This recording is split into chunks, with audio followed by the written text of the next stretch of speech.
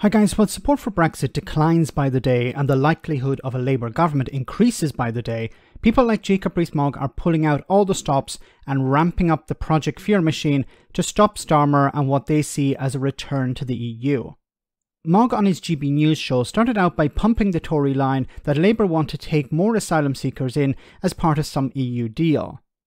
But then he went on to Brexit, suggesting that the Labour leader wants to shadow EU regulations and standards. Ironically, the Brexiteer hinted that Britain would become a rule taker, not a rule maker. You couldn't make this up. Have a listen. Then, in his further travels, he suggested that he wants to renegotiate Brexit. Now, why does this matter? Well, most people had hoped that Brexit had finally been closed down as a subject, that the negotiations had happened, the political disruption that they had caused, the political hostility that they'd caused. There are still people shouting outside Parliament. There's been a tone of British politics that has been quite tough during the Brexit negotiation period that only recently has begun to calm down, so people don't want that. The political aspect is one part, but the economic aspect is a completely different part. You know, Jacob Rees-Mogg, when he was business secretary, was talking about, well, we're not going to actually carry out checks on goods coming into the UK from the EU because that would cost businesses. Brexit is too expensive, so we're not going to implement it. It's easy for him to say, well, you know, people have moved on from Brexit, but businesses have not. They're still suffering the consequences. So of course, he's focusing on the political aspect and not the real impact, the economic one. But renegotiation is code for shadowing what the EU does. Coming from a man who's always been a starry-eyed Europhile. He was, of course, the champion of the second referendum. Why do you champion? This is so funny.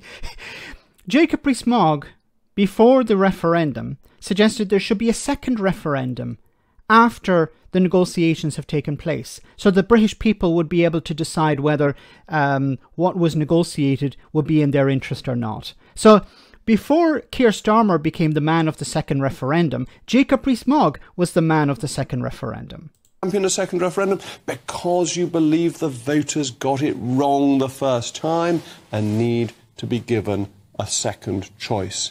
And now he wants to do it by stealth, because renegotiation leads to dynamic alignment, essentially that we would shadow the EU without being a member, making us, like Norway, a rule taker without the democratic accountability that we now have for our... So what impact do you have on EU rules at the moment? The UK has zero impact. The UK used to be a rule maker, now it's a rule taker. Jacob Rees-Mogg is actually undermining Brexit here. He's criticising Brexit. He's saying, look, at the moment, he's saying that, well, of course, he's trying to suggest that if Labour become the government and Keir Starmer's Prime Minister, Britain will be a rule taker, not a rule maker. What is Britain at the moment as a direct result of Brexit? It's a rule taker, not a rule maker. It has zero impact, zero influence on EU rules at the moment. But it has to follow them because it's a third country, because it's still trading with the EU. Like, Jacob Rees-Mogg is completely undermining Brexit here.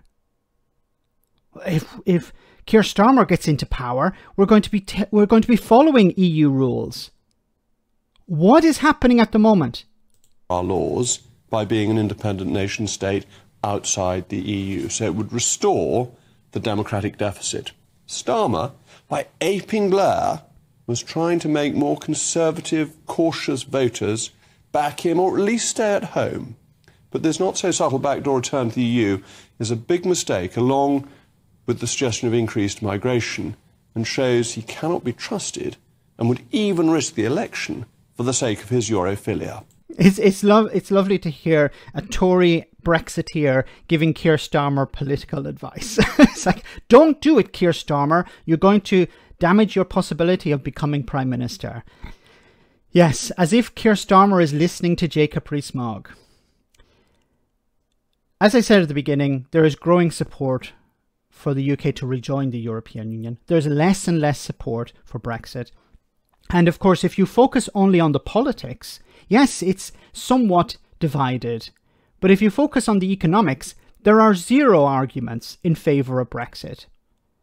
If you don't believe me, ask any importer or any exporter. Ask manufacturers. Ask businesses who are looking for staff, be them in the NHS, be them in care, be them farmers, be them fishermen, any hospitality, any industry that's struggling to find workers. Ask them if they think Brexit was a good idea economically. Like, if it's about racism and bigotry, okay, it's still supported by a significant number of people. But businesses are struggling because of Brexit. Things are not going to get better anytime soon.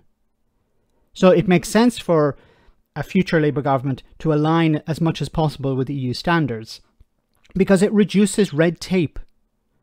Remember, Jacob Rees-Mogg was talking about we need to leave the European Union to get rid of all this bureaucracy and red tape. We need to leave because of all this paperwork. Well, the paperwork and red tape has increased as a direct result of Brexit. Let me know in the comment section, guys, what you think. As always, your comments are greatly appreciated. Thanks a lot.